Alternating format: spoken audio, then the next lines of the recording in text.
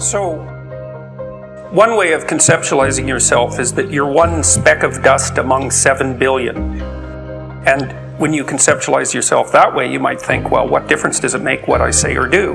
And that's actually quite convenient for you, because if it doesn't matter what you say or do, then you don't have any responsibility and you can do whatever you want. The price you pay for that is a bit of nihilism, but if you don't have to shoulder any responsibility, that's a small price to pay.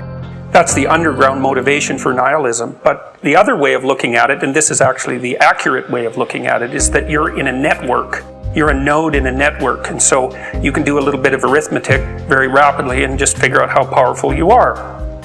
You know 1,000 people. You're going to know more than that over the course of your life, but let's say 1,000 for the sake of argument for now. They know 1,000 people. That means that you're one person away from 1,000,000 people and 2 persons away from 1,000,000,000 people. And you're the center of that network. And now the way networks work is that information propagates in a network manner. So don't underestimate the power of your speech. Now, you know, Western culture is phallogocentric. Let's say it. Okay, so we'll say, yeah, that's just fine. That's exactly what it is. It's predicated on the idea of the logos, that the logos is the sacred element of Western culture. And what does that mean? It means that your capacity for speech is divine. It's the thing that generates order from chaos and then sometimes turns pathological order into chaos when it has to. Don't underestimate the power of truth. There's nothing more powerful. Now, in order to speak what you might regard as the truth, you have to let go of the outcome. You have to think, all right, I'm going to say what I think, stupid as I am, biased as I am, ignorant as I am. I'm going to state what I think as clearly as I can, and I'm going to live with the consequences no matter what they are. Now, the reason you think that, that's an element of faith. The idea is that nothing brings a better world into being than the stated truth. Now, you might have to pay a price for that, but that's fine. You're going to pay a price for every bloody thing you do and everything you don't do. You don't get to choose to not pay a price. You get to choose which poison you're going to take. That's it.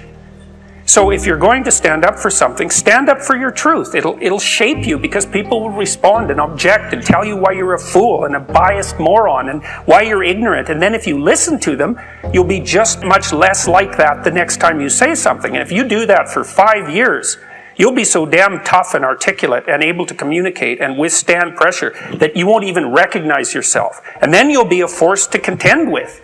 And you don't get to wait, and it's almost impossible to provide people with enough protection so that they feel safe to speak. Okay, so we'll address that directly.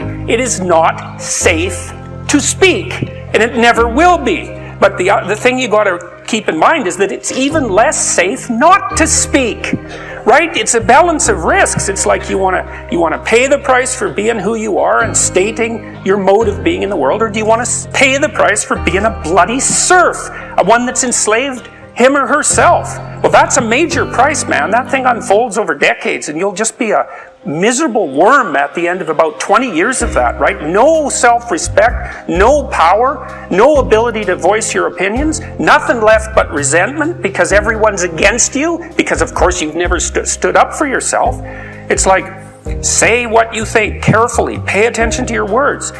It's a price you want to pay if you are willing to believe that truth is the cornerstone of society. And in the most real sense, if you're willing to take that leap, then tell the truth and see what happens. And nothing better could possibly happen to you.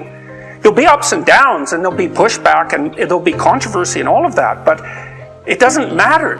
The truth is what redeems the world from hell, and that's the truth. And we saw plenty of hell over the last 100 years, you know, and we haven't learned a bloody thing from it. It's like, wake up.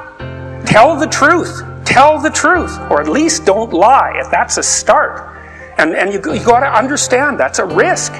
It's just that people can't talk, they're afraid to talk, or they don't know what to say. And those are real problems. So if you're reasonably articulate, like, start talking and sharpen yourself up. Be afraid, but be afraid of the right thing. And the right thing you should be afraid of is not saying what you say, because that's the same as not being. And here you are, suffering away. You might as well be at the same time. At least then there's something to you.